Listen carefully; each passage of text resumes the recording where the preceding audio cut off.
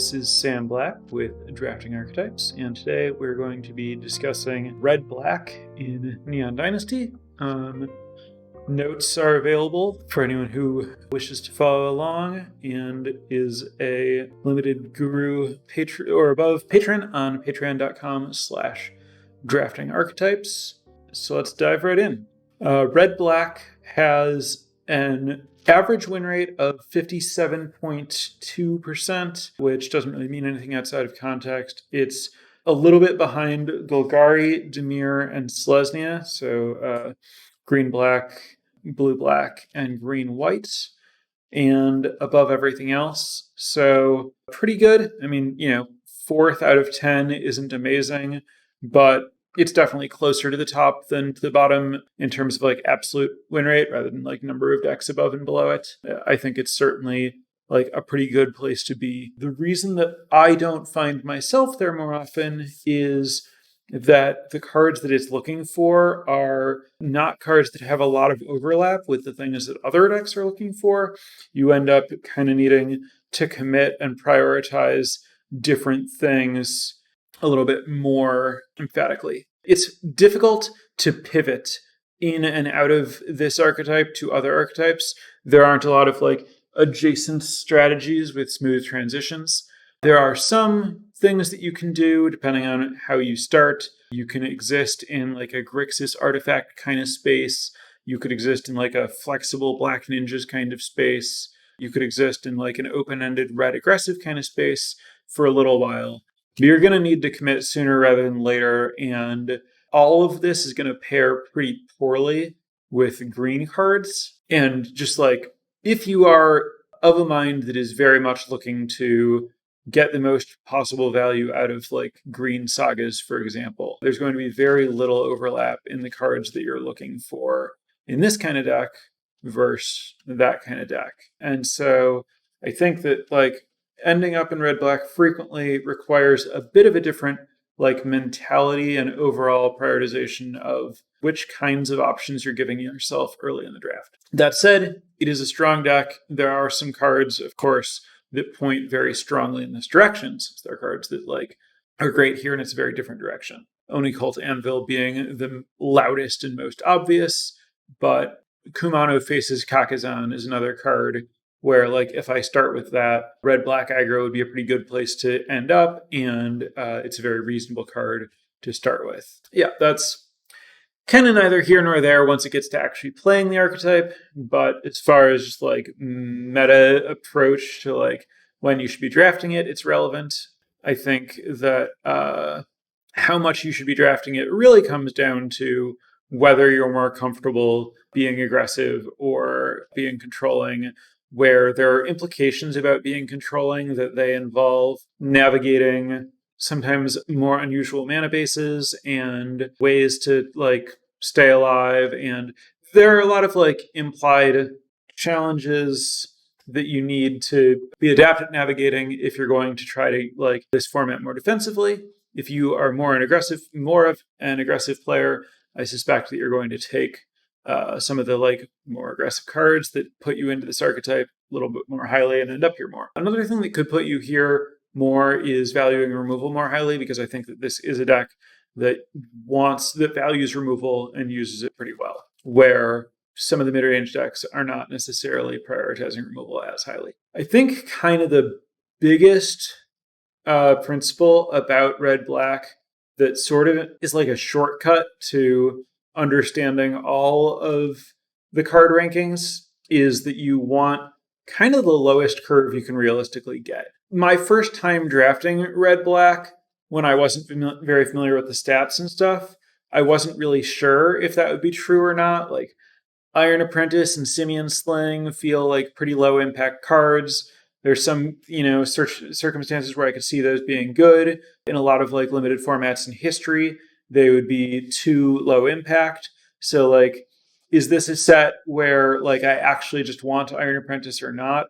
Wasn't immediately clear to me before playing with it and looking at stats and thinking about it. And I think the first time I drafted red-black, I had 4 of them at the end. because I just decided, yeah, I think this is what's going on. This is where I want to be. It's really nice to be able to use it as a trick with voltage surge, where you sacrifice your Iron Apprentice to hit something for 4 with voltage surge and then put a +1/+1 counter on something else to win a combat, for example. There was a time where I wasn't sure about that, and just knowing, yeah, you want a low curve would tell me a lot about what to be prioritizing and how to be drafting. And so let me just read off the top commons by game and hand win rate.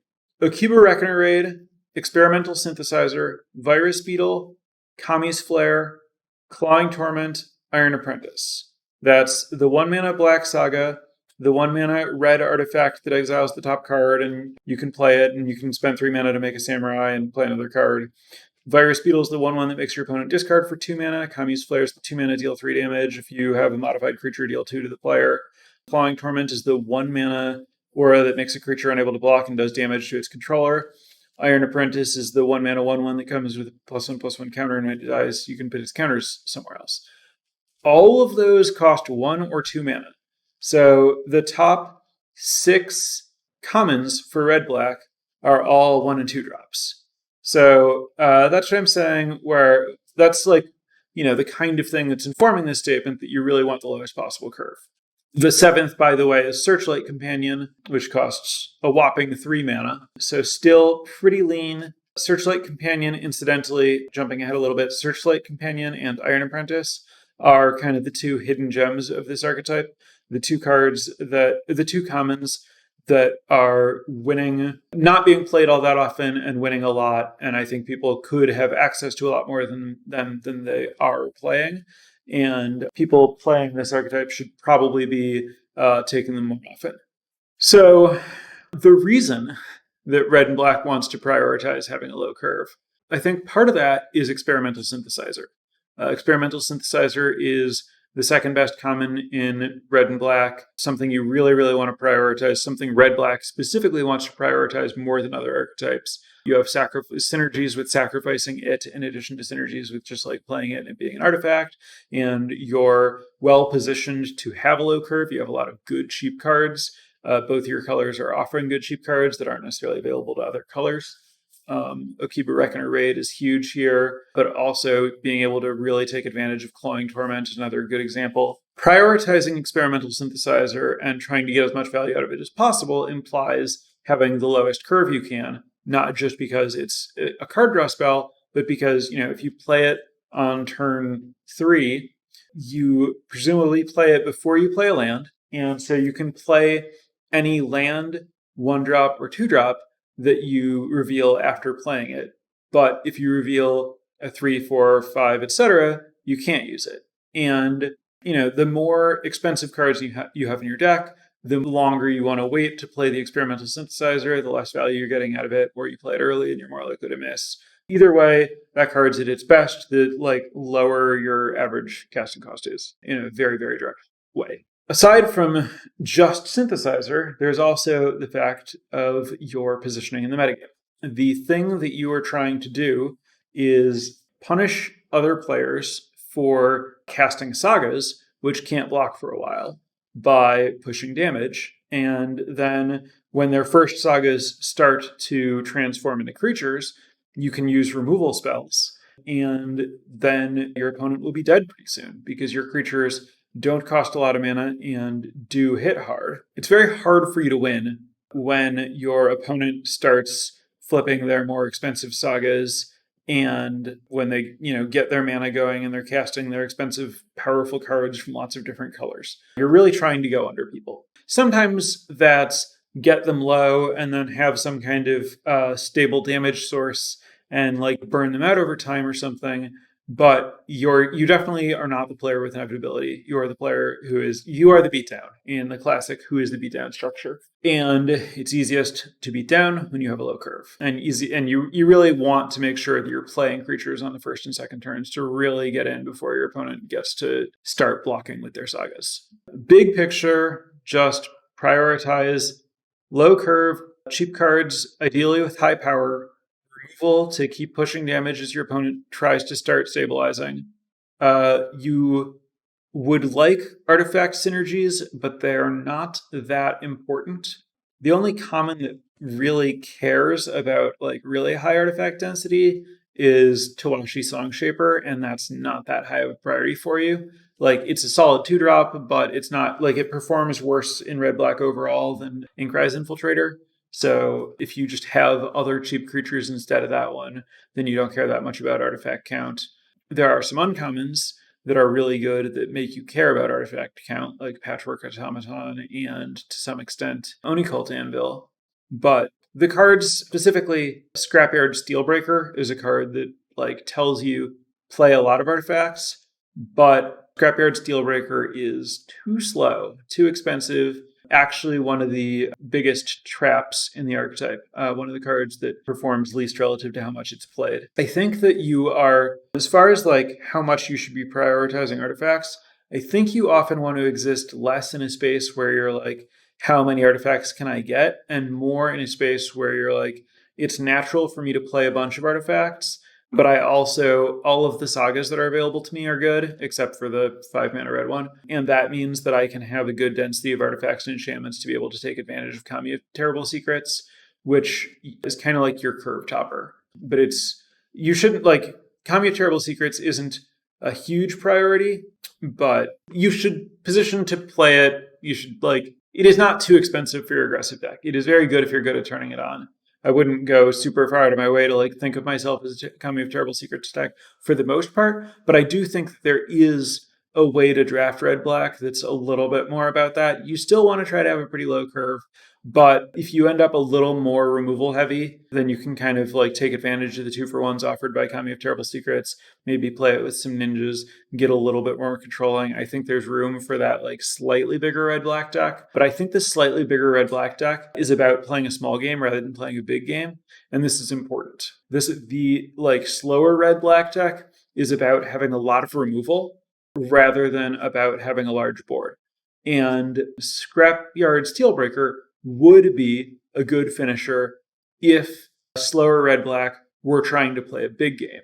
But because it's trying to play a small game and generally lead to fewer resources around, your Scrapyard Steelbreaker, the 4-mana 3/4 that can sacrifice artifacts to pump itself, or 3/3, whatever it is, your Scrapyard Steelbreaker isn't as good. And your Kami of Terrible Secrets is a little bit better. It is a 3/4? Okay. Well, despite that, it still doesn't do well. I think the way that you end up slowing down with red-black is when you have too much removal to be fast rather than like too many expensive creatures to be fast, is really what I'm saying. Like you still want to focus on cheap creatures, but if you end up with too much removal, I think that's okay. And if you have too much removal such that you can't end the game quickly, as long as you still have a good mix of artifacts and enchantments, I think that's kind of the sweet spot for Kami of Terrible Secrets. A few uncommons that surprise me with how well they perform. Gravelighter's not that surprising. You're trying to play a very low curve. You have a bunch of like fodder type creatures that you're happy to throw away. And then it's a flyer. Those are pretty hard to block in this format. So Gravelighter is, one of the like uncommons that's better than all the commons. That's a little bit surprising, not massively surprising. What was more surprising to me is High-Speed Hoverbike. Note that for this analysis, I was looking at game played win rate to try to account for the various ninjutsu type issues in this format. High-Speed Hoverbike performs better than every common and better than Circuit Mender and even better than Twin Shot Sniper in red-black, which I definitely didn't see coming. And I don't know that I fully believe that it's better than those cards, but I'm certainly willing to take that as a strong indication that this is a card that I do want in my red-black decks. Plays really well with ninjas, does the thing that I'm talking about where when your opponent plays sagas that can't block, and then when they can, you tap their blocker, get in a bunch of damage, then you have a like flying attacker. So High-Speed Hoverbike is the 2-mana 2/2 flying vehicle with flash that taps something that enters the battlefield. Huge overperformer in red-black. Oh, sorry, it's not better than every common. It's worse than Okiba Reckoner Raid. Reckoner Raid is the second best common or uncommon overall. It's Life of a Mizawa, then Reckoner Raid. Then uncommons like Kimono Faces Kakazan, Gravelighter, High Speed Hoverbike, Circuit Mender, Twin Shot Sniper, and Patchwork Automaton. Then efficient removal in the form of Kami's Flare and Clawing Torment, which is the 3 damage red spell and the black aura, and then Experimental Synthesizer. And then behind Experimental Synthesizer is Oni Cult Anvil, which is a card that I kind of thought would be even better than that red-black. I don't know if Oni Cult Anvil is suffering a little bit from being a card that people take early and draft red-black and maybe like force their way there when they shouldn't and end up with like a weaker deck overall or something. That might account for it having a slightly lower than one might expect game in hand win rate, game played win rate, if it's as good as I think it is. Dragonspark Reactor. Dragonspark Reactor has horrible stats, like 51 and change percent game in hand win rate or something. Like its stats are the stats of a card you should never touch. I've seen good players treat it as a like high pick powerful card, and I've lost to it a number of times. And I am not ready to dismiss Dragonspark Reactor based on the stats because I don't know if people are just like playing it in decks that shouldn't play it. I would be really interested if someone wants to dig deeper into 17 land stats and let me know. I would be really interested in learning more about Dragonspark Reactor's win rate as a function of number of artifacts that are played in a deck with it. My guess is that if you have like 18 plus artifacts, Dragonspark Reactor is probably quite good. It's going to depend a little bit on what those 18 artifacts are, but 18 artifacts is also really, really high. My guess is that if you're playing it with like 10 artifacts, it's probably going to be a really bad card. And then I don't know where the turning point is, and I don't know how hard it turns. So I would say, personally, I still have a lot of question marks around Dragonspark Reactor. So I leave processing that as an exercise to the listener with the note that it is currently played frequently enough that it loses a lot or wins not very much. So you should assume that people in general are overplaying it. And so if you're going to play it, you should be careful that you are at least in a better spot than the average person who plays it to put it in your deck. I mentioned that Scrapyard Steelbreaker doesn't do well. Undercity Scrounger does even worse. That's the card that I would consider the biggest trap in this archetype. Undercity Scrounger, I think, is a card that seems like it would be pretty good in a lot of draft formats that is just awful in this format. 1/4 non-flying blocker is really, really, really bad in a world of sagas where there are so many creatures that are just not bricked long-term by a 1/4 on the ground. And such a defensive creature is not what you're looking for. You want a low curve that's not going to take advantage of treasures in this archetype. Really just truly awful for this archetype. Do not play Scrapyard Scrounger in red-black. Or Undercity Scrounger, rather. Sorry. Scrapyard Steelbreaker and Undercity Scrounger should both usually stay out of your deck. I mentioned Searchlight Companion and Iron Apprentice are cards you should be playing more. And then I mentioned small games. It's just you have access to a decent amount of Menace, mostly from Okiba Reckoner Raid, but not exclusively. Menace is harder to block when the game's smaller, and it's just easier for you to use a removal spell or whatever to push damage, the less large the board gets.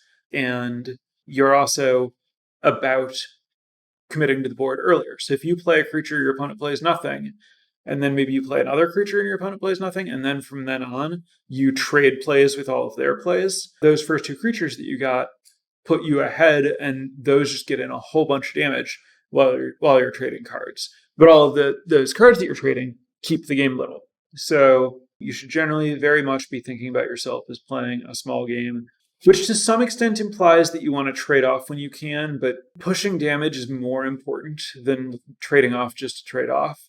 So, like, if you have, a 2/2 like Twashi Songshaper and your opponent has their own, random vanilla 2/2 of some sort, you don't necessarily want to attack just to keep the board small.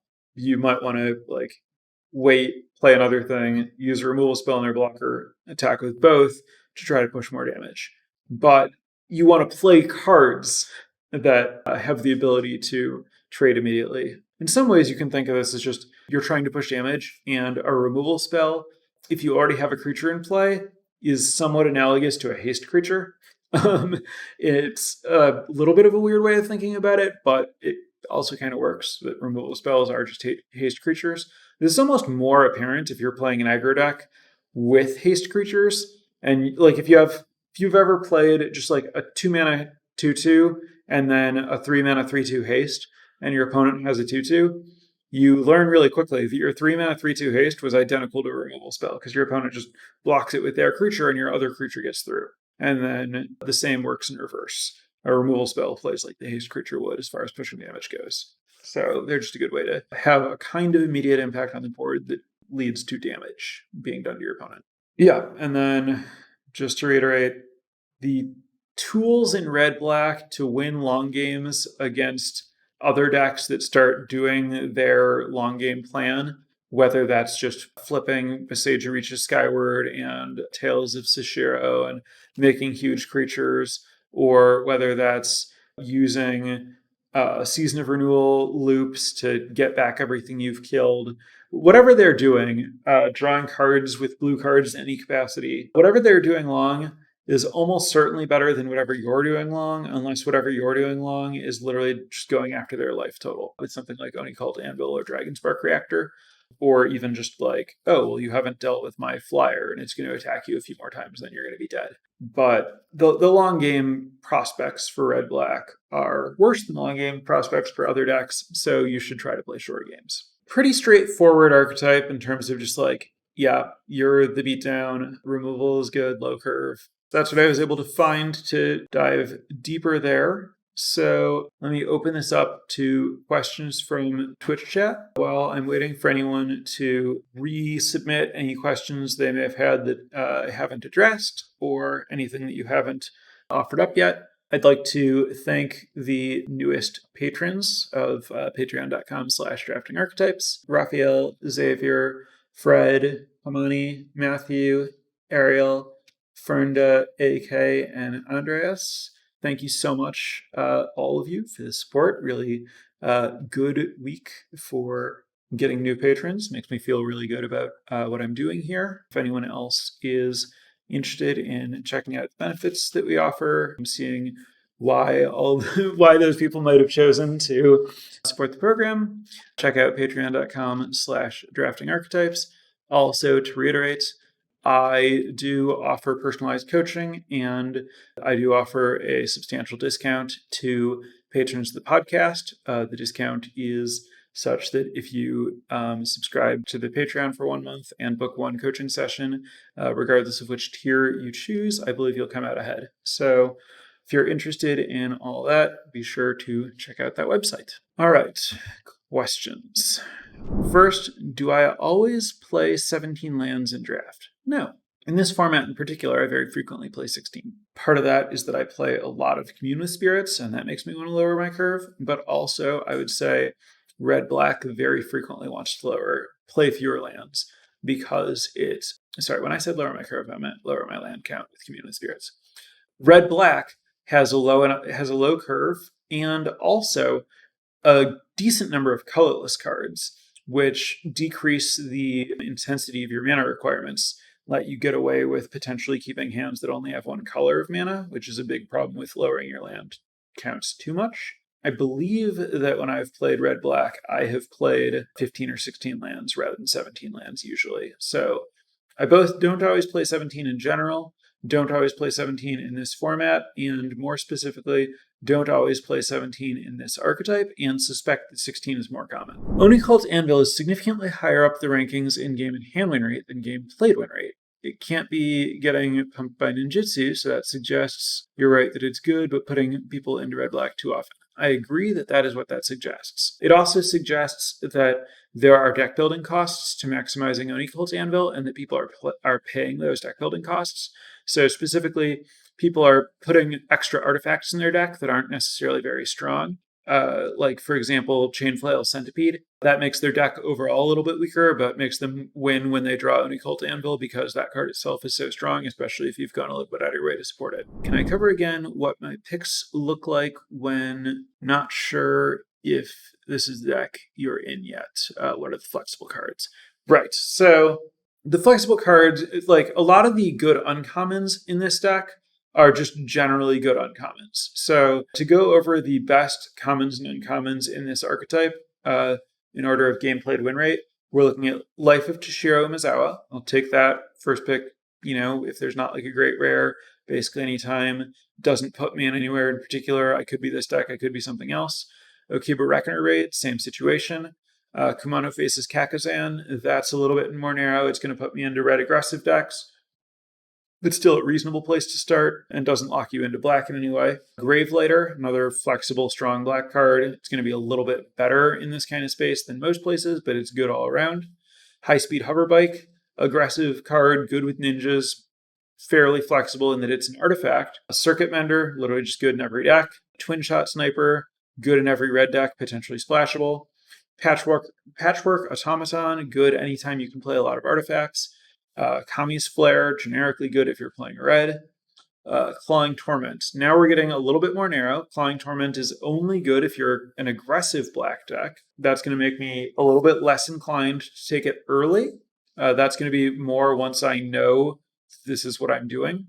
So those are kind of like the high pick cards that you can, as long as you're seeing some combination of those, you can just take them and stay pretty flexible about where you're going with it.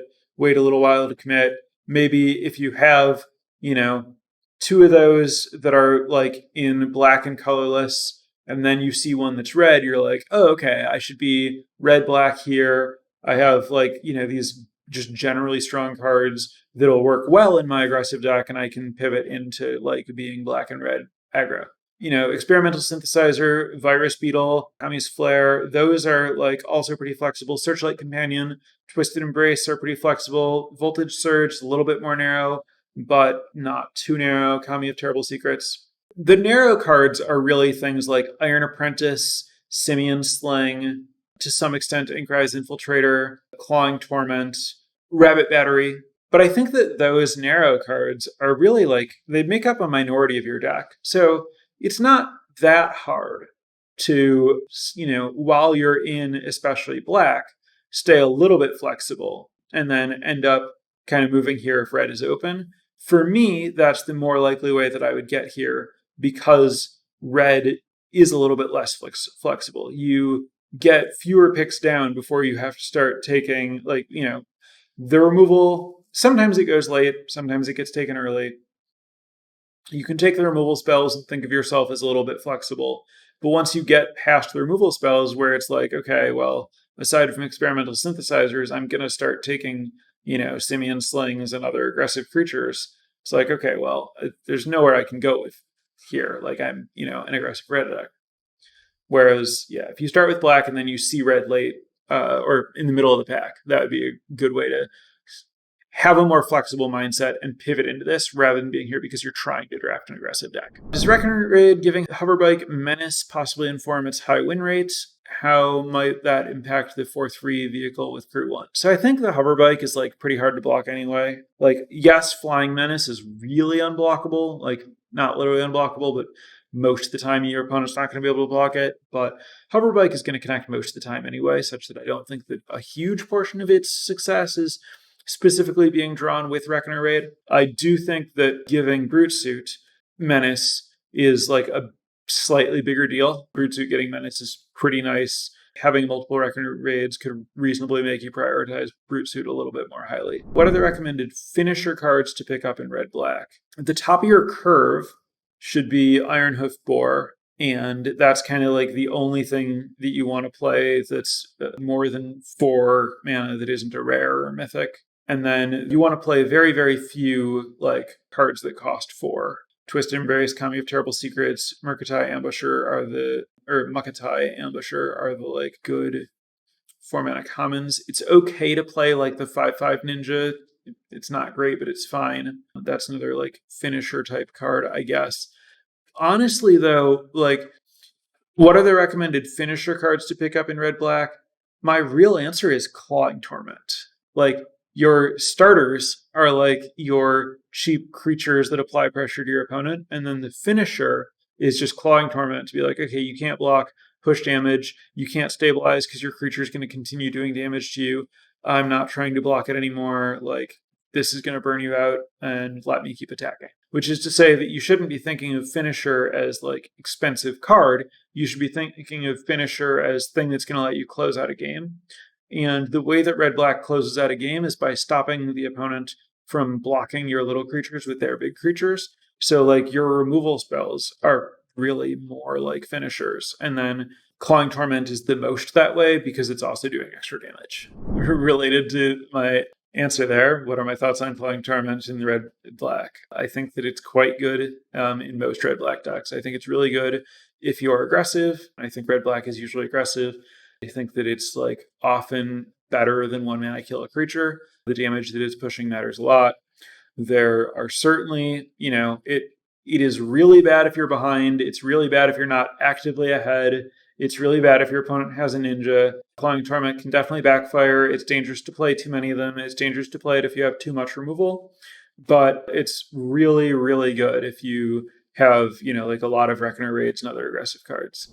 Thoughts on Reinforced Ronin as a way to get damage through early, or would it be better to get another 1-drop and having it stick on the board? It might be better to get another 1-drop, but it is not bad to have Reinforced Ronin. Reinforced Ronin is a playable card, especially if you have like good synergies with it. I've found that like a lot of the games that I've played where my opponent has Reinforced Ronin in their opening hand, I just like take 6 damage early.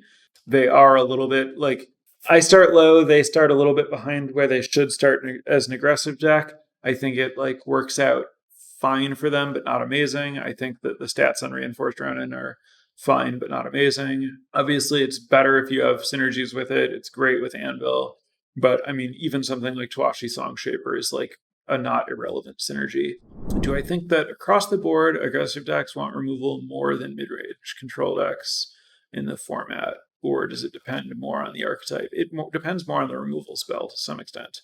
It depends on a lot of things. It depends on the nature of the control deck, the nature of the aggressive deck, and the nature of the removal spell. To make it as simple as possible, I think the answer is yes, this deck is particularly into removal due to its ability to like function as a haste creature, the way that I was talking about, to push damage. But sorcery speed removal is less bad for aggressive decks. Aggressive decks are hurt less by their removal spell being a sorcery instead of an instant, because you're more likely to want to play it on your turn to kill a blocker. Whereas with the instant, if you're the defender, you can like wait until they try to attack and use it to pull out a combat trick or something like that after you try to block. Or you can just hold up mana defensively. Your opponent plays a creature, you kill it, you untap, play a threat. So that's a spot where, like, I don't know. It is true that sorcery speed removal is a little bit better for aggro decks. Not better than an instant would be, but less worse. And narrow removal, it just depends. Like, obviously, Clawing Torment is a narrow removal spell that's much better for aggressive decks. It's good in aggressive decks and actively bad in control decks. But a lot of shock type effects are a lot better in control decks than aggressive decks because those removal spells are primarily used to extend the game by killing a small creature so that you don't take damage early and you have time to play bigger stuff. Basically, cheap removal is generally better in control decks. Expensive removal is relatively better in aggressive decks because the aggressive deck is more likely to be ahead on board in a way that lets it leverage killing an expensive creature to keep pushing damage. But it's a little bit dangerous to fully internalize that because the aggressive deck wants a low curve and doesn't want clunky removal. It's complicated, and also the margins are small on how good removal spells are in the different decks. Hopefully something in there is useful. Next question is, what kinds of cards would push you into red-black over a different black deck? The obvious answer is seeing good red cards. The answer to the implied question about which black cards are better with red cards, there's not really a lot of that.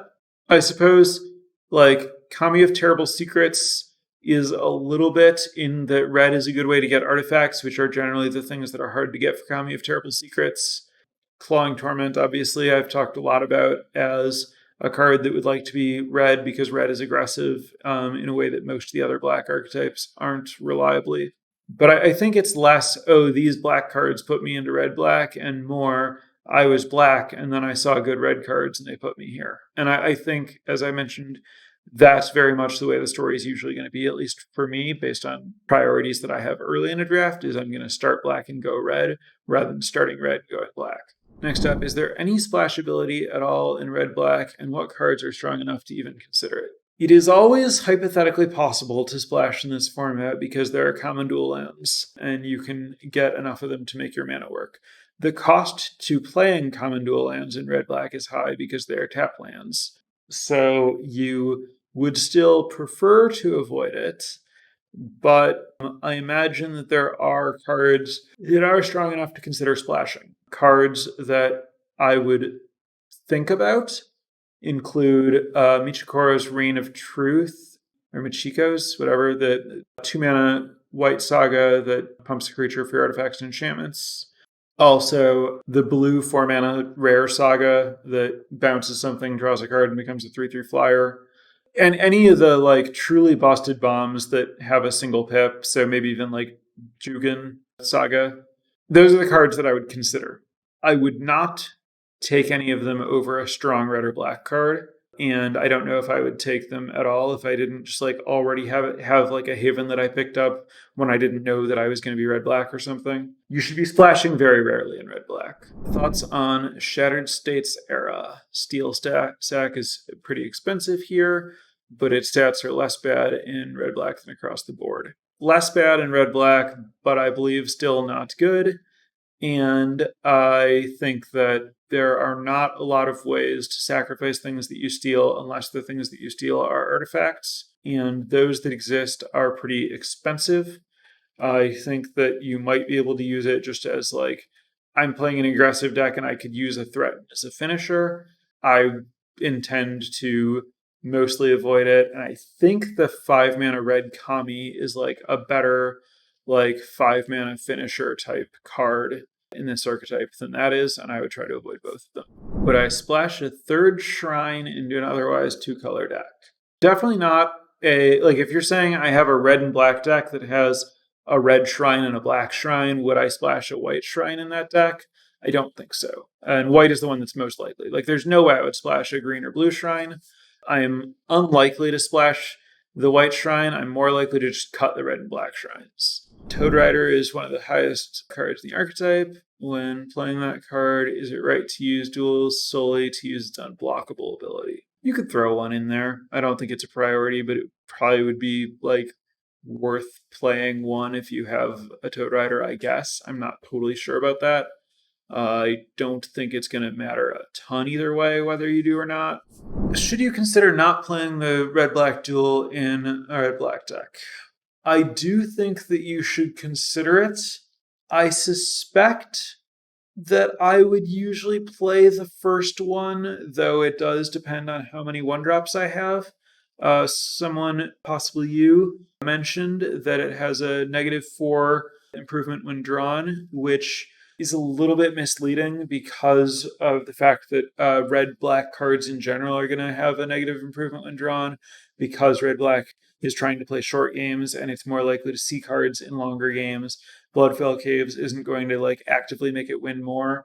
And so I think that the fact that it's losing long games is going to make it like expect to be negative regardless of how good it is. I am likely to not value it highly as a pick, but I think it's still right to play one most of the time. Unless you have a lot of artifacts, like colorless artifacts, such that your colored mana requirements are really, really soft. All right, I'm going to wrap it up there. Thanks for tuning in, everyone. Next week, I will probably be opening up the poll for patrons to select my next topic. I think I've drafted the set enough at this point that I can trust myself to work with whatever the listeners want to learn about. So we're going to transition into that phase of the podcast. So I'll be back next week with a topic of the listener's choice. Thanks and goodbye for now.